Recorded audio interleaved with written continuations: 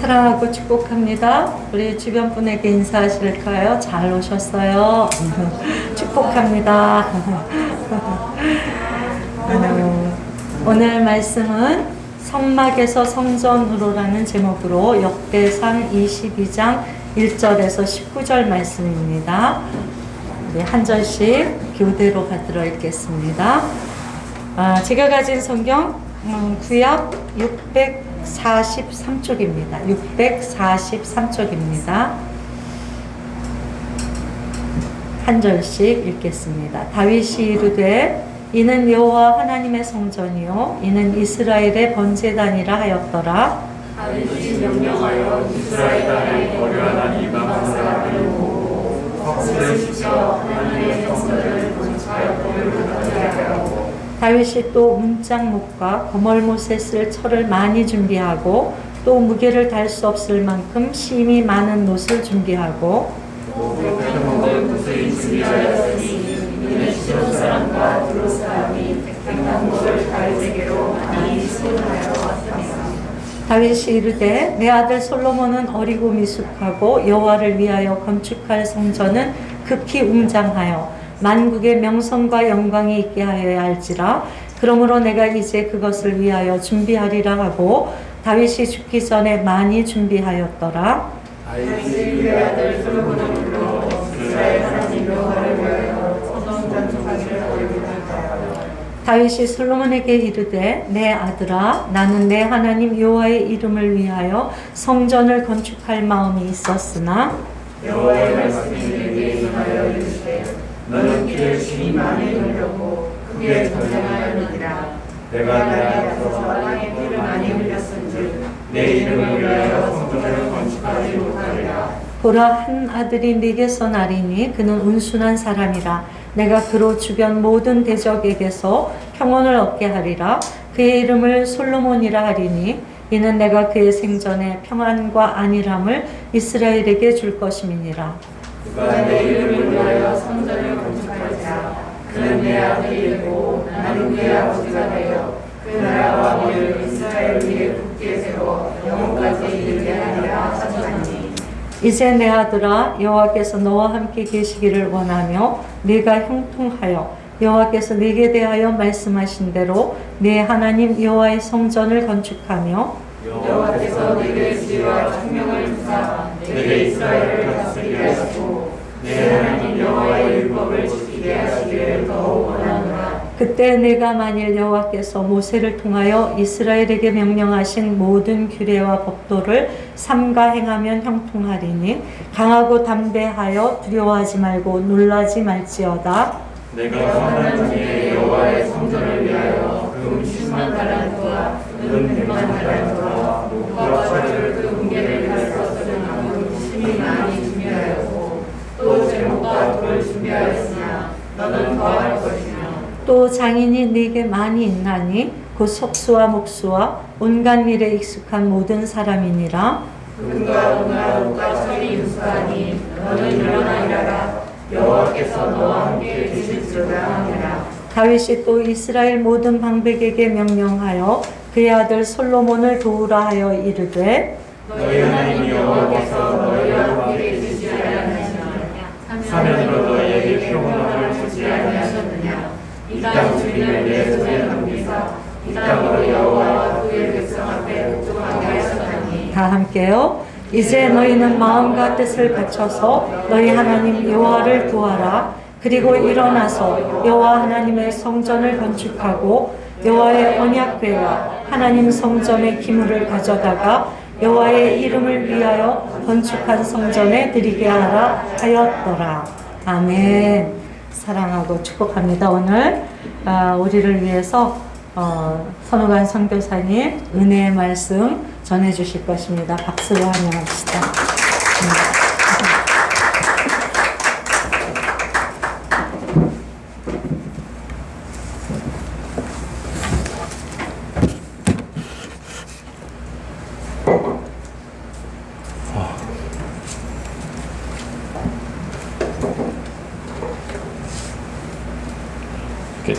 잘 됐어요?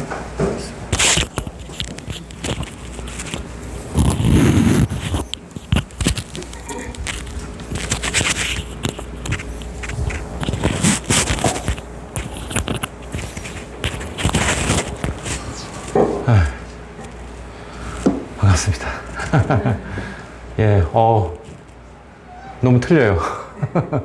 근데 너무 밝아가지고 머리가 좀 뜨거운 것 같은데, 어쨌든, 예, 성령의 불로, 예. 아무튼, 점점 머리가 빠지고 있는데, 그렇다면 어쨌든 제가 머리가 좀 많이 빠져 있었으면, 저 사람이 성령의 불로 지짐을 받았구나라고 생각하시고, 예, 그렇게 생각하시면 될 것 같습니다. 어저께 이제 왔는데 너무 감사했어요. 예, 그래서 많이 이렇게 정돈되고 또 이제 앞으로 좀 해야겠지만은 그래도 하나님께서 우리를 이렇게 또 새로운 곳으로 인도하시고 환경은 뭐 교회 성전은 거기보다 더 크고 이렇게 봤었을 때는 저쪽이 무슨 스튜디오 같은 느낌이 들기도 하고 그죠? 예. 그래서 시설이나 이런 부분들은 참 감사했던 것 같고 아마 하나님이 이쪽으로 인도를 하셨다라고 한다면은 분명하게 우리에게 또 많은 부분 또 이 말씀을 하시는 것이 있지 않을까라고 하는 생각이 듭니다. 여러 과정들이 있었고 아마 참 목사님과 또 전도사님 또 많은 분들이 정말 애쓰셨을 거라고 생각이 들어요. 보통 일이 아니에요, 정말. 또 겉으로 보는 것과는 달리 쉽지는 않았을 텐데 어쨌든 너무 수고하셨다는 말씀과 함께 또 감사드리고 이사 간다는 얘기를 듣고서는 저는 사실 이 본문이 기억이 났었어요.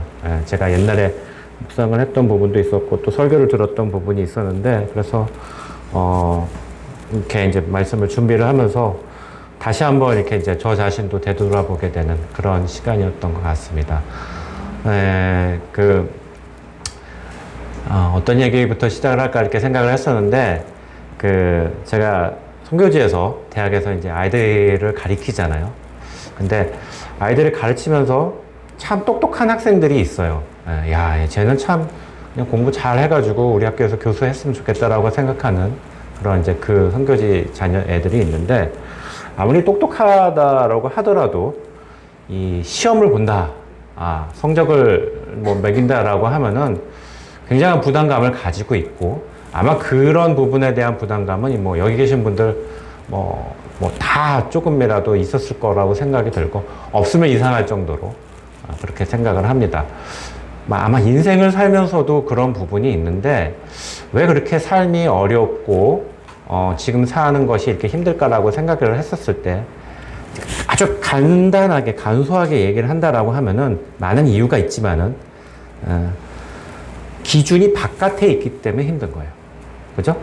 학교라고 하면은 선생님이나 학교에서 내는 그 시험이라든가 그 성적에 대해서 내가 거기에 맞춰야 된다.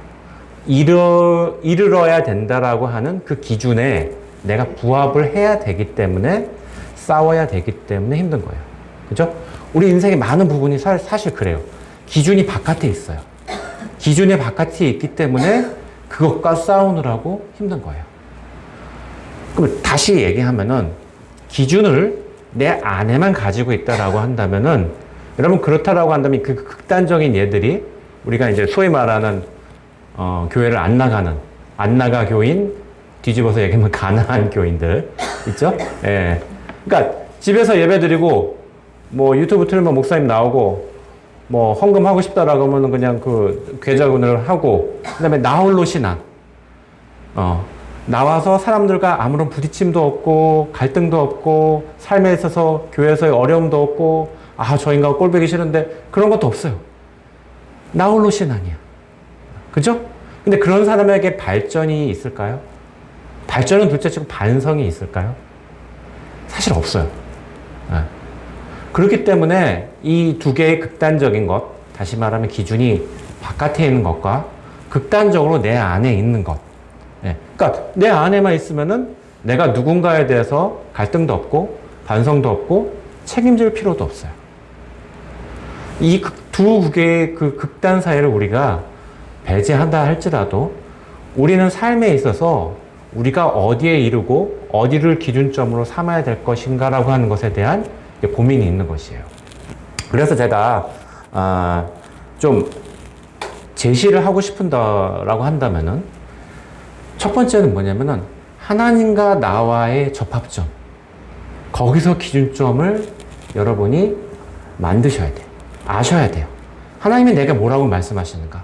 또 나는 이 땅에 태어나서 어떠한 생각과 어떠한 욕구와 어떠한 것을 하고 싶은 거. 이 두 가지가 하나님과 관계하면서 여러분이 만들어 나가셔야 돼요. 거기에 따르는 접합점이 하나가 있어요. 두 번째는 우리가 그리스도인의 공동체로서 함께 좋은 의미로서 경쟁을 하고 신앙의 어떤 좋은 의미로서 또 협력을 해 나가면서 같은 그리스도인과 나와의 접합점이 있어요. 거기서의 기준점을 여러분 하나 또 잡으셔야 돼요. 마지막으로 우리가 세상을 살아가면서 세상과 나와의 관계가 있어요. 그죠? 어쩔 때는 세상이 어떤 부분에서는 옳은 부분이 있어요. 하지만 다 받아들일 수는 없어요. 그죠? 그런 관계를 해 나가면서 거기서 여러분 또 접합점을 만드셔야 돼요. 이 세 가지의 접합점이 모이는 그곳에 여러분이 살아가야 되고 여러분의 삶의 기준점이 생기는 것이에요. 그리고 그것을 위해서 살아가고 싸워 나갈 때 우리는 헌신되었다라고 얘기를 해요. 단 하나, 하나님과 나와의 접합점 그거로만 살아간다라고 한다면은 우리는 저기 산속에 무슨 기도원 같은 데 들어가서 그렇게 살아도 아무런 문제가 없을 거라는 생각이 들어요. 근데 그게 아니에요. 하나님은 우리를 이 땅 가운데 부르시고 서로 섬기고 사랑하라고 부르셨어요. 그러면은 세상과 또 우리 여기에 있는 형제 지체들과의 관계하면서의 그 접합점들. 여러분 그걸 찾으셔야 돼요. 그리고 그 접합점을 여러분이 일찍 깨닫고 일찍 시작할수록 여러분의 삶에 큰 이익이 있다고 하는 것이에요. 이해하시겠어요? 제가 무슨 말 하는지 아시죠? 예. 기준이 밖에 있으면 너무 힘들어요. 그렇다고 기준을 내 안에 가져오기도 힘들어요. 그런 건 뭐냐? 서로 간의 관계 가운데 우리가 그것을 찾아 나가야 되는 것이에요. 그거는 시간과 장소에 따라서 조금씩은 변하지만 우리는 우리 삶이라고 하는 주님이 우리에게 주신 그것이 있어요. 그것에 맞춰서 우리가 찾아 나가는 것이에요. 이제 뭐 대학교에서 무슨 과도 있고 뭐 비즈니스 학과도 있고 IT 학과도 있고 이렇다고 하지만은 사실은 우리의 전공은 우리의 삶이에요. 그죠? 나처럼 사는 것은 나밖에 없어요. 그 안에서 여러분이 찾아 나가시고 만들어 나가셔야 되는 것이에요. 그게 우리의 헌신과 신앙이라고 하는 것이에요. 자, 그렇다고 한다면은 이스라엘 백성들이 가지고 있는 그 정체성이라고 하는 것이 있어요. 우리는 하나님께 선택받았다. 하나님이 우리의 역사 가운데, 삶 가운데 오셔가지고 노예된 우리를 구원해 내셨다라고 하는 그 정체성이 있어요. 그랬을 때 이스라엘 백성과 하나님과의 만나는 그 접합점, 지금의 자기 삶에, 이스라엘 백성의 삶에 시간과 공간으로서 만나는 그 접합점, 볼 수 있고 만질 수 있고 느낄 수 있는 그 접합점이 무엇이냐? 성막이라고 하는 것이에요. 그 성막을 이스라엘 백성들이 그것을 찾아 만들어 나가면서 그들의 삶이 발전해 나갑니다. 그런데 그 이제 성경에 나와 있는 것처럼 하나님께서 이스라엘을 제사장의 나라로 세우셨어요. 그리고 많은 이방인들이 그들을 보험으로 말미암아 또 그들을 따라감으로 말미암아 이제는 이스라엘 민족만 구원을 받는 것이 아니라 그들의 그 삶과 역사 가운데 나타난 그것을 보고 이제 이방인들도 그 구원 가운데 들어올 수 있도록 하나님께서 이스라엘 백성들을 사용하셨어요. 그것에 대한 아주 시공간성으로서 가장 작게 만들어진 것이 성막이라고 하는 것이에요. 그런데 오늘 본문에 나와 있는 것처럼 자신들이 40년 동안의 그 광야 생활을 하고 그리고 뭔가 이렇게 많이 이주를 하고 많은 외침을 받고 이제는 서서히 왕국으로서 더 이제 발전해 나가는 그 가운데 이제는 자신들이 성막에서 성전으로 옮겨지는, 다시 말하면은 과거의 삶, 그러니까 맨날 그냥 방황을 해야 돼요. 그러니까 메고 다닐 수 있게끔 그 법궤가 이렇게 돼 있거든요. 메고 다니고 여기다 텐트를 치고 또 여기서 문제가 생기면 또 저기를 하게 하고 또 하나님이 인도하시면 또 저쪽으로 가게 되고 이러한 시절에서 만들어진 그것이 이제는 고정적으로 성전으로서 살아갈 수 있도록 이제 지금 역사 가운데, 오늘 본문 가운데 나와 있는 것입니다. 아까 그 본문에 나와 있는 것처럼 우리 굉장히 재미난 요 본문을 볼 수가 있는데 2절에 보면요. 여러분, 성전을 건축할 돈을 누가 담당하게 해요? 이방 사람에게 담당하게 해요. 여러분, 이스라엘 백성이 이방인을 뭐라고 불러요? 성경 개라고 불러요. 네. 그때도 모욕하는 단어였어요. 그런데 너무나 놀랍게도 그 성전에 그것을 주축하는 그것은 이방 사람들에게 그 돌을 깎아서 만들라고 하고 있어요. 그러니까 쉽게 말하면은 처음부터 준비를 하는 그 과정 가운데 사실은 이것이 의미하는 바는 누구나 하나님께 나와서 누구나 그것을 하나님을 섬기고 구원의 그 여정에 들어가는데 어느 누구도 필요하지 않은 사람이 없다라고 하는 것이에요. 그리고서 계속해서 반복되는 얘기들은 준비하고, 준비하였으니, 준비하리라, 뭐 이런 말씀들이에요. 계속 이 준비됨에 대한 얘기들을 하고, 그 다음에 이제 이 말씀들이 이렇게 계속해서 이제 이렇게 나가게 됩니다. 여러분 14절을 보면요, 그 준비가 어느 정도 되어 있냐면은 여기 그 금 10만 달란트, 그다음에 은 100만 달란트라고 나와 있는데 제가 성경을 찾아보니까 금 10만 달란트가 금이 3,400톤이라고 은은 3만 4천 톤이라고 그렇게 나와 있습니다. 굉장한 거예요. 그때 당시에. 그러니까 다윗은 자기 생애에서 가장 열망했던 것이 자기의 삶 가운데 내가 하나님의 성전을 짓는 게 자기 인생에서 가장 중요하고 가장 그것을 하고 싶어 했어요. 근데 하나님은 그것을 허락하지 않으셨어요. 근데 허락하지 않은 그 의미가 오늘 본문에 나와 있는 것처럼 22장, 8절에 보면요.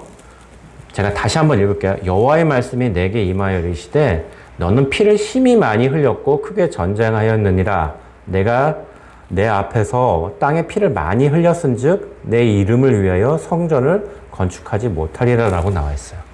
그러면은 하나님이 생각하시기에 너는 사람 너무 많이 죽였어. 옛날에 뭐 골리앗부터 시작을 해가지고 막 그냥 전쟁에 나가서 수많은 사람들 죽였으니까는 네가 다른 사람을 너무 많이 죽였잖니. 네 손에 피가 너무 많이 묻히지 않았니. 그러니까 너는 그렇고 네 아들 때 내가 그렇게 얘기를 할게 라고 생각을 할 수가 있어. 그러니까 다시 말하면은 우리가 가지고 있는 어떤 도덕적인 패러다임이 있어요. 살인, 나쁜 짓, 그러면 거룩하지 못해 라고 하는 근데 물론 여러분 지금 시대에서 살인이 나쁜 짓이 아니라고 얘기하는 것은 아니에요. 네. 근데 여러분 곰곰이 생각을 해보면은 먼저는 뭐냐면은 성전을 지은 솔로몬은 살인을 범하지 아니하였느냐라고 하면은 그렇지가 않아요. 오히려 더 무서운 짓을 했어요. 살인 교사를 했어요.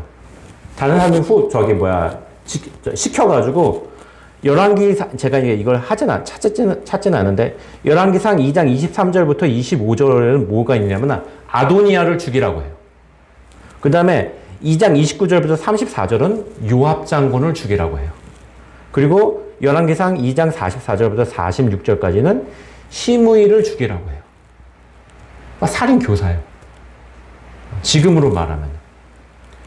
그럼 솔로몬은 자기 손에 피를 안 묻힌 건가요? 내가 직접 죽이지 않았기 때문에 나는 살인을 안 했다 이런 건가요? 아니란 얘기예요.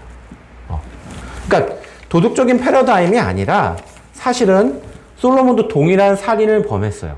그런데 왜 하나님께서 다윗에게는 그렇게 얘기를 하시고 솔로몬은 성전을 짓게 하셨느냐라고 했었을 때 열왕기상 5장 3절을 보면요. 이런 말씀이에요. 당신도 알거니와 내 아버지 다윗이 사방에 전쟁으로 말미암아 그의 하나님 여호와의 이름을 위하여 성전을 건축하지 못하고 여호와께서 그의 원수들을 그의 발바닥 밑에 두시기를 기다렸나이다. 이렇게 나와 있습니다.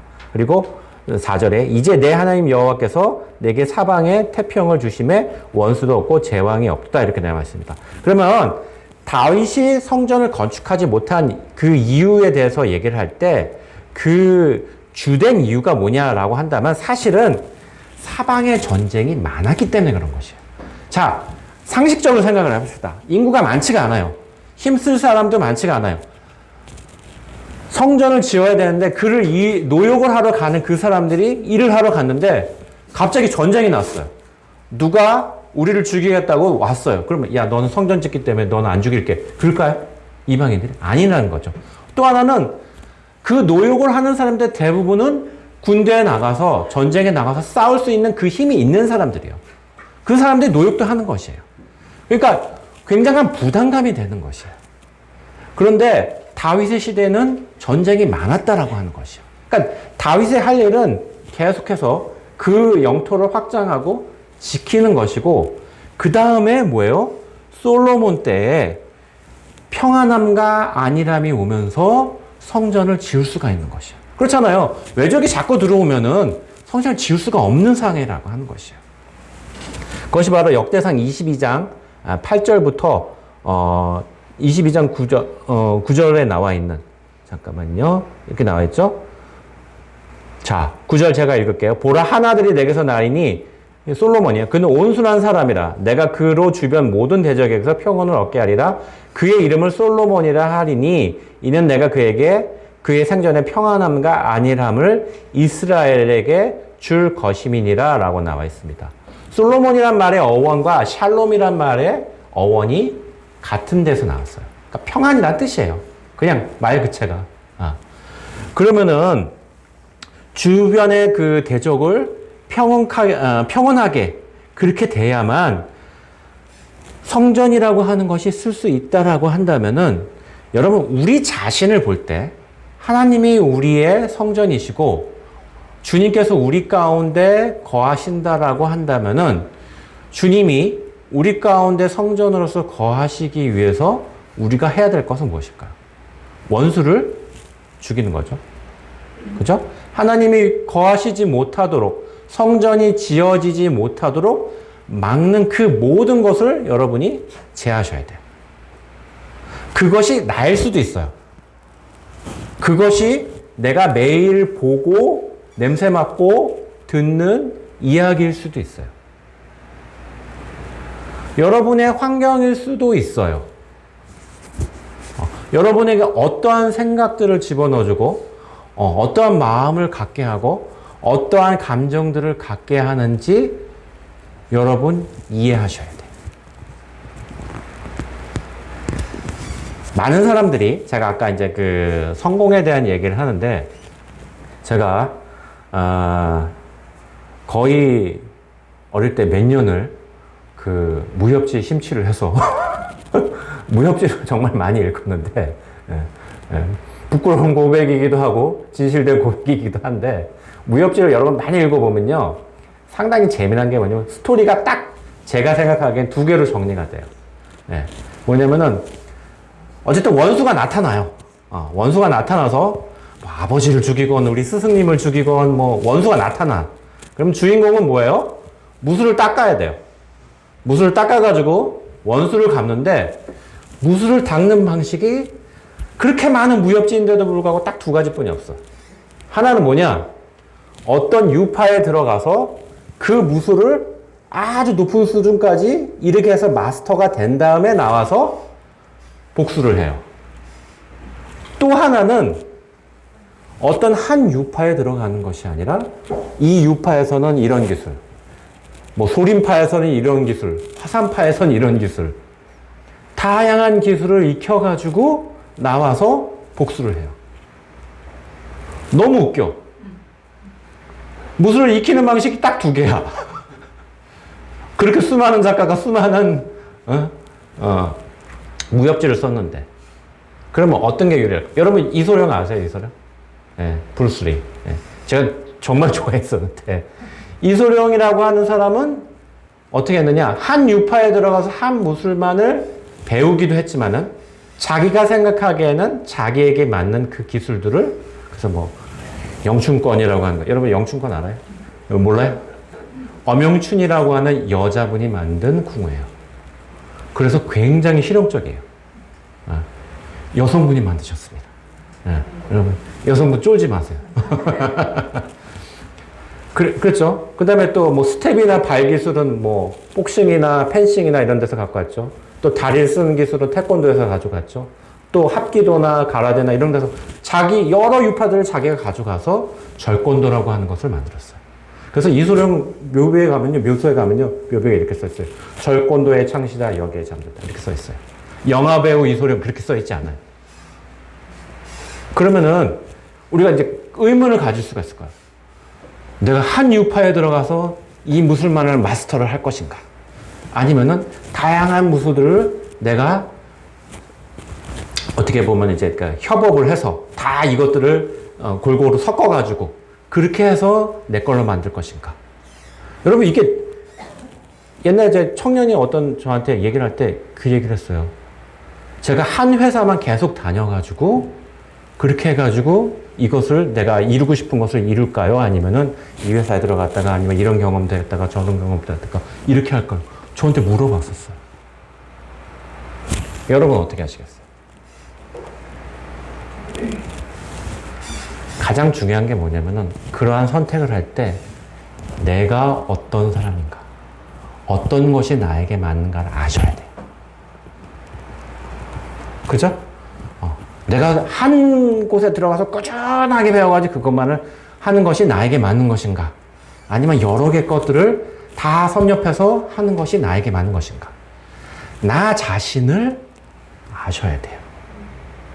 제가 이 얘기를 길게 왜 무협지까지 얘기하면서 얘기하냐면은 여러분이 여기 계신 저를 포함해서 내가 누구인지 또 하나는 내가 하나님께 나아가는데 무엇이 나를 방해하는지 여러분 속속들이 아셔야만 우리의 삶이 신앙적으로 승리할 수가 있다는 것이. 하나님이 내 안에 거주하시는데 내가 하나님을 아는 것에 대한 집중뿐만 아니라 내가 나를 아는 것에 여러분 집중하셔야 돼요. 그래서 여러분 밖에 나가면 장로교라고 붙여져 있는 그 수많은 장로교에 가장 기본이 되는 칼빈주의라고 하는 것이 있어요. 그 사람이 쓴 기독교 강요라고 하는 책이 있습니다. 아주 유명한 책입니다. 거의 그 장로교 쪽에 신학을 하시는 분들은 거의 다 그 책을 배웁니다. 그 책 1장 1절에 뭐라고 나냐면 The Knowledge of 창조주 하나님에 관한 지식이라고 하는 1장이 있어요. 거기에 보면 뭐라고 나냐면 하나님을 아는 것이 나를 아는 것이고 나를 아는 것이 하나님을 아는 것이라고 써 있어요. 대단히 중요합니다. 우리가 가지고 있는 그 신앙에 대해서 여러분 하나님을 알지만은 그 성경을 통해서 그 말씀을 통해서 하나님을 통해서 나 자신을 비춰지고 내가 어쩔 때 어렵고 내가 어쩔 때 화가 나고 내가 어쩔 때 불신앙으로 들어가고 내가 어쩔 때 하나님 아닌 다른 것을 찾는지 아주 세세하게 아셔야 돼요.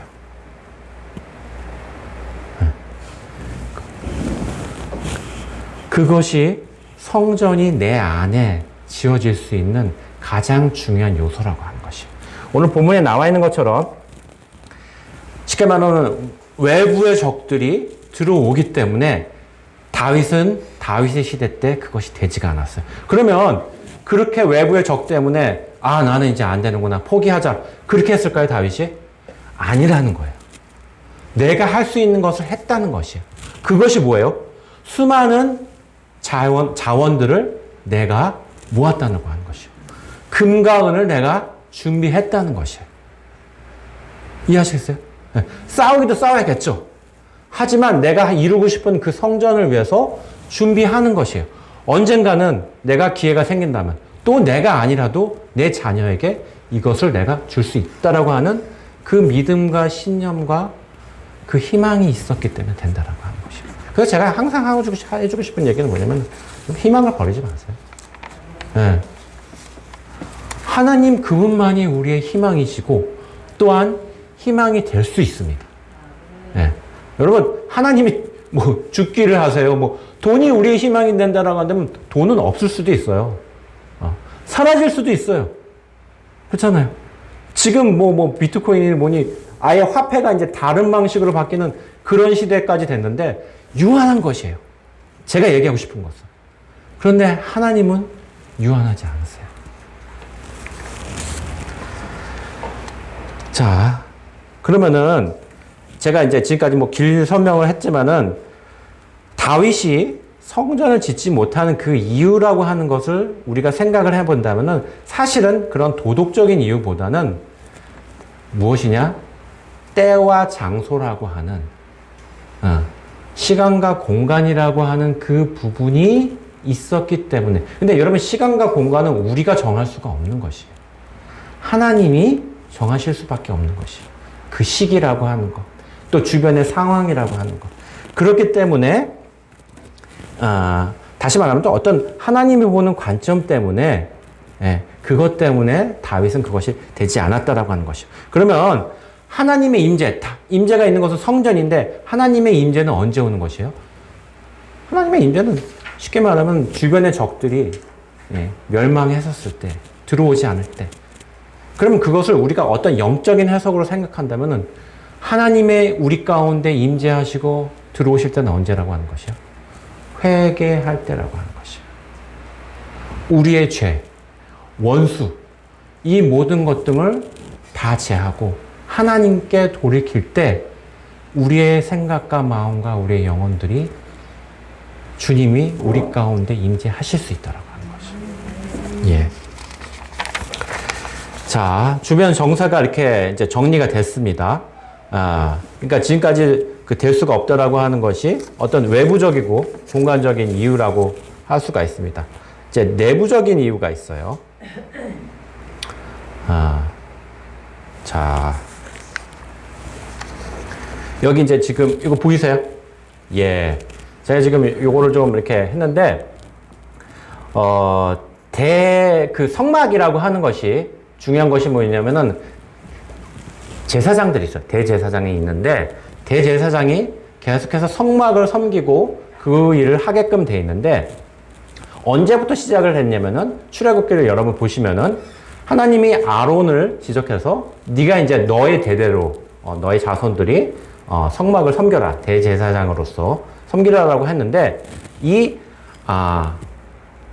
하나님이 레위를 원래부터 이렇게 생각을 하셔가지고 레위의 자손 중에 아론이 나타나서 했다라기보다는 성경을 보면 하나님이 아론을 선택을 하셔서 아론의 그러한 계보들을 보게 되니까는 아론이 어디예요? 레위 지파라고 하는 것이에요.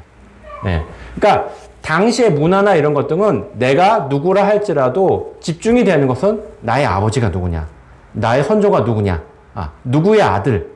이런 것 등이 중요하게 생각되기 때문에 아론을 선택하셨기 때문에 이제 그 레위 지파의 어떤 뭐 족보라든가 이런 것들이 나와요. 뭐 미리암도 이제 아므람의 자손이고, 그 다음에 또 아므람은 고앗의 자손이고, 레위의 아들은 뭐 게르손과 고앗과 무라리가 있고, 이런 족보들이 나오는 것이에요. 그러니까 뒤에서부터 이제 올라갔다라고 생각을 하시면 돼요. 포커싱이. 그런데 아론의 아들 나답과 아비후가 쓰지 말라는 불을 썼어요. 그래가지고 죽게 돼요. 그래서 그 대제사장직이 누구한테 넘어가냐면 엘르아살이라고 하는 사람으로 넘어가게 돼요. 이거를 보게 되면은 여러분 그 민수기 26장 1절부터 2절을 보면요. 민수기 처음에는 그러니까 민수기 앞부분에 보면은 그 아론과 모세가 백성들을 계수한 장면이 나오는데 26장으로 가서 보면은 뭐가 나오냐면은 모세와 제사장 아론의 아들 엘르아살이 계수를 하는 장면이 나와요. 그러니까 뭐냐면 나답과 아비후가 죽었어요. 그렇기 때문에 추측을 하기로는 이 족보에 나와 있는 것처럼 엘르아살에게 대제사장직이 넘어갔다라고 우리가 추측을 할 수가 있는 거예요. 그 다음에 엘르아살의 그 대제사장 자리가 비느하스라고 하는 사람에게 넘어갔어요. 그런데 넘어갔는데 어느 날 이렇게 보게 되니까는 여기 어느 순간인가 성경에서 엘르아살에 있다가 엘르아살 비느하스 요 라인으로 가다가 성경에서 갑자기 엘리가 나와요. 근데 엘리는 네 번째 아들 이다말의 후손이에요. 그러니까 대제사장직이 엘르아살, 비느하스 이렇게 가다가 갑자기 엘리 제사장이 나와요. 엘리가 누구냐면은 여러분 그 사무엘에 나와요. 홈리와 비느하스의 아버지이자 사무엘을 키운 사람이에요. 그러니까 대제사장의 라인이 그 밑에 동생으로 넘어가는데 문제는 뭐냐면은 다윗 시대 때 대제사장이 2명이 돼요. 이해되세요? 대제사장이 1명이었다가 2명이 되는 거예요. 왜 그렇게 됐느냐? 여러분 이제 사무엘과 열왕기상가 그걸 잘 읽어보시면은 이스라엘 백성들이 블레셋과 싸우게 돼요. 근데 자꾸 지니까는 이스라엘 백성들이 생각하는 거예요. 아, 우리 가운데 하나님의 그 임재가 있는 법궤가 없어서 그렇다. 법궤를 가져와라 해가지고 법궤를 가져왔는데 전쟁에 또 져요. 그러니까 그건 뭐냐면은 어떤 형식적인 신앙을 얘기를 하는 것이에요. 자신들이 하나님을 섬기거나 따르지 않기 때문에 하나님께서 주변에 있는 그 왕국들을 흥하게 하셔가지고 오게 하는데 그걸 모르고선 법궤만 있으면 우리가 전쟁에 이길 것이라고 생각을 하는 것이에요. 근데 그 법궤를 바로 주변 뺏기는 것이에요. 그러니까 어떻게 돼요? 홈리와 비느하스도 그때 엘리의 아들 홈리와 비느하스도 죽게 되는 것이에요. 그러니까 이게 이제 난리가 난 거예요. 그러다가 다윗의 시대 때 그 법궤를 찾게 되는 것이에요. 그래서 그 법궤를 찾아가지고 어디로 갖고 오냐? 예루살렘으로 가지고 오게 되는 거예요. 그러면 어떻게 되는 것이냐? 모세 장막은 있어요. 근데 거기는 법궤가 없어. 옛날에 뺏겼기 때문에. 근데 다윗의 시대 때 그 법궤를 가져와가지고 예루살렘으로 갖고 온 거예요. 그래서 장막이, 그러니까 하나님께 예배 드리는 것이 2군데가 되는 것이에요. 그 예루살렘으로 가져온 그것이 무엇이냐? 그 유명한 다윗의 장막이에요. 그러니까 법궤는 여기에 있고, 그러나 옛날부터 전해 내려오는 그 모세의 장막은 또 다른 쪽에 있고, 2개가 되는 거예요. 그러니까 어떻게 해야 돼요? 대제사장을 2명을 세우는 것이에요. 그게 다윗의 시대였어요. 자, 그 법궤를 그러니까 하나는 어디 있었냐면 예루살렘에 있었고 또 하나는 그 이제 성경의 역대상에 보면 제사장 사독과 그의 형제 제사장들에게 기브온 산당에서 여호와의 성막 앞에 모시게 하여. 그래서 모세의 장막은 기브온에 있고 다윗의 장막은 예루살렘에 있어요. 이해하시겠어요? 성막이 2개가 된 거예요. 전쟁 때문에. 어떻게 보면 물론 이스라엘 백성들이 잘못한 것도 있어요. 하나였다가 2개로 갈라지게 된 거예요. 근데 하나는 형식과 전통이 있지만은 법궤가 없고, 하나는 핵심적인 법궤는 있지만은 그 가운데 내려오는 전통이나 형식들이 없는 그 2개의 방식으로 되어 있는 것이죠. 그럼 어떻게 하겠어요, 모세가? 어떻게 하겠어요, 다윗이? 고민을 했겠죠. 그죠? 근데 이제 그 다윗의 장막이 얼마나 뜨겁게 하나님을 찬양하고 그랬는지에 대해서 이제 그 나중에 그 사도행전에 이 말씀이 나와요. 뭐냐면은 그 사도행전에 어떤 게 나오냐면은 누구더라? 바울이 그 이방인의 선교에 대해서, 바울과 바나바가 이방인의 선교에 대해서 그 얘기를 하는 그 부분에 대한 얘기를 했을 때 예루살렘 교회 지도자가 누구냐면 야고보예요. 야고보가 하나님께서 사도행전 15장에 나 하나님께서 이방인들을 하나님이 그들에게 은혜를 주시고 또 하나님의 백성으로 삼으실 거라고 얘기를 하면서 인용한 말씀이 여기에 나와요. 그게 아모스서에 이 말씀을 써요. 그래서 그날에 내가 다윗의 무너진 장막을 일으키고 그것들의 틈을 막으며 그 허물어진 것을 일으켜서 옛적과 같이 세우고 그들이 에돔의 남은 자와 내 이름으로 일컫는 만국을 기업으로 얻게 하리라. 이 일을 행하시는 여호와의 말씀이니라 라고 나와 있어요. 사도행전 시대 때 야고보가 이방인이 이제는 이방인도 구원을 받을 것이고 하나님께 들어오는 백성이 될 것이다 라고 얘기하면서 아모스서에 이 말씀을 인용하는데 거기에 뭐 했냐면은 다윗의 장막에 대해서 얘기가 있어요. 이 다윗의 장막은요, 죄를 사하고 하는 그런 그 모세의 장막과는 틀려요, 예배가.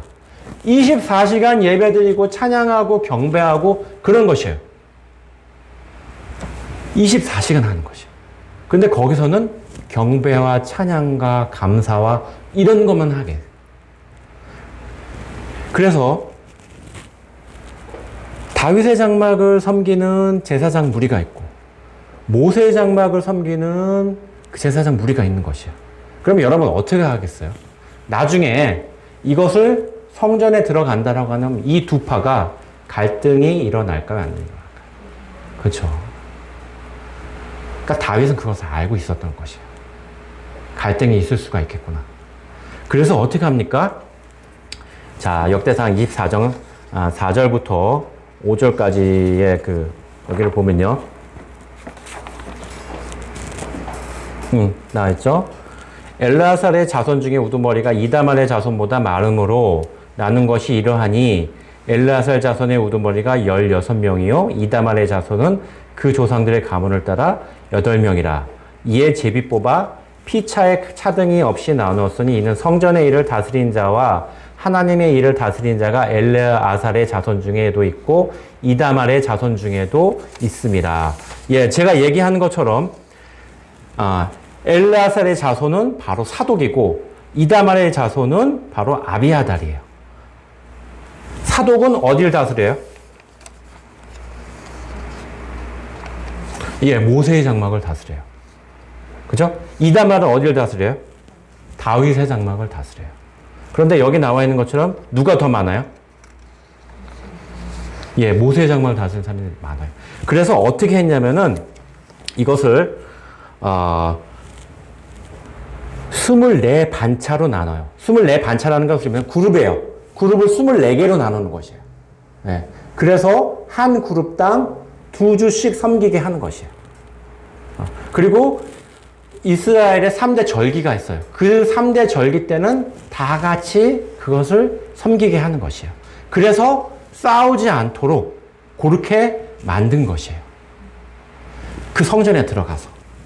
그래서 여기 나와 있는 것처럼 이 두 라인, 바로 뭐냐면 사독 계통의 라인과 그 다음에 아비아들의 계통이 싸우지 않게끔 그렇게 만듭니다. 그래서 여기 나오는 것처럼 우두머리가 16명이라고 하는 것은 한 그룹의 리더가 그러니까 한 그룹씩 18개의 그룹이고 그 다음에 8명이라고 해서 8개의 그룹이라고 하니까 그러니까 24그룹으로 나눈 것이에요. 그렇게 해서 이 사람들이 바로 그 제사를 드릴 때 자기들끼리 싸우지 않고 잘 할 수 있도록 다윗이 그렇게 나눴다라고 하는 것입니다. 그렇다고 한다면은 이게 무슨 얘기라고 하는 것이요? 그 내막 가운데 자신들의 역사 가운데 그 시간성 가운데 사실은 갈등의 요소가 있었다라고 하는 것이에요. 그러니까 다윗은 그것을 알고 있었어요. 내가 이걸 솔로몬한테 주면은 좋겠는데 두 그룹이에요. 그러니까 성전을 하나로 지어가지고 들어가게 되면은 이 사람들이 누가 섬긴다, 이것이 싸운다라고 하는 것입니다. 자, 이것을 통해서 이제 제가 보게 된 그런 어떤, 하나님께서 우리 이 말씀 가운데 얘기하신 것이 있다라고 한다면 첫 번째는 성전을 짓는다라고 하는 것. 그것이 우리 가운데 또 외형적인 그 어떤 것도 중요한데 중요한 것이 무엇이 있냐라고 하면 첫 번째는 준비되어야 된다라고 하는 것이에요. 하나님은 그렇게 쉽게 우리가 여러분 그렇게 그냥 이렇게 해가지고 이렇게 신앙이 된다라고 한다면은 짧게 그게 어떻게 신앙이 되겠습니까? 근데 우리도 마찬가지예요. 정말 존귀하시고 거룩하신 하나님이 우리 가운데 임하신다라고 한다면은 우리의 삶도 뭐예요? 준비되어야 돼요. 제가 아까 맨 처음에 헌신되었다라는 얘기를 하잖아요. 그 헌신된 삶이라고 하는 것은 우리가 우리 인생에서 그 접합점들을 찾아 나가면서 하나님이 우리 가운데 임하실 수 있도록 우리의 인생과 우리의 삶 가운데 조종하고 말씀하시고 또 인도하실 수 있도록 우리가 준비해 나가는 작업이라고 하는 것이에요. 그것이 우리의 평생 가운데 해야 된다고 하는 것입니다. 그러면 주님이 우리 가운데 임재하시고 우리가 예수 그리스도를 구주로 삼으셨다고 한다면 하나님이 우리 가운데 계세요. 그러면 우리의 환경을 보도록 합시다. 우리의 환경이 하나님이 내 가운데 거하시고 함께 뭔가를 하신다라고 한다면은 그 거룩한 환경이 정리가 되었어요. 그것을 여러분 생각을 해보셔야 된다고 하는 것이에요. 네. 그리고 주님이 우리 가운데 거하신다면 이 거룩이라고 하는 것이 하나님의 속성이에요. 과연 우리가 우리 마음속, 우리 생각 속만 거룩한 것인가? 아니면 또 우리 주변이 거룩한 것인가? 여러분 찾아보셨으면 좋겠어요. 그리고 하나님이 우리 가운데, 우리 성전 가운데 거하시기로 말씀을 하시고 그렇게 하셨다라고 한다면은, 그러면은 무엇이 있어야 돼요? 평안이 있어야 돼요. 우리의 삶을 돌아봤었을 때 여러분 평안하세요? 하나님이 거하실 수 있는 그 평안을 방해하는 것이 무엇인가? 생각해 보셔야 된다는 거예요. 예. 하나님이 우리 가운데 거하시기로 하시고 그렇게 한다라고 한다면 우리는 상상할 수 없는 우리가 큰 은혜를 받을 수가 있고, 그 다음에 무엇보다도 희망이 있다라고 하는 것이에요. 그리스도를 여러분 다 영접하셨으리라고 생각이 듭니다. 그렇다고 한다면 여러분 삶 가운데 희망이 없는 게 기적이에요. 하나님이 우리 가운데 계시고 우리를 인도하실 텐데 어떻게 희망이 없어요? 우리에게 평안을 주실 것이라고 약속을 하시는데. 마찬가지예요. 이곳으로 인도하셨어요. 분명히 또 그 큰 뜻이 있을 거예요. 저도 모르고 이제 알아가야겠죠. 그러나 중요한 것이 있다라고 한다면 뭔가 성장하고 뭔가 밝고 뭔가 하나님께 더 큰 희망을 우리가 드릴 수 있고 기대할 수 있다라고 하는 것이에요. 그것이 물리적인 것이건 영적인 거는.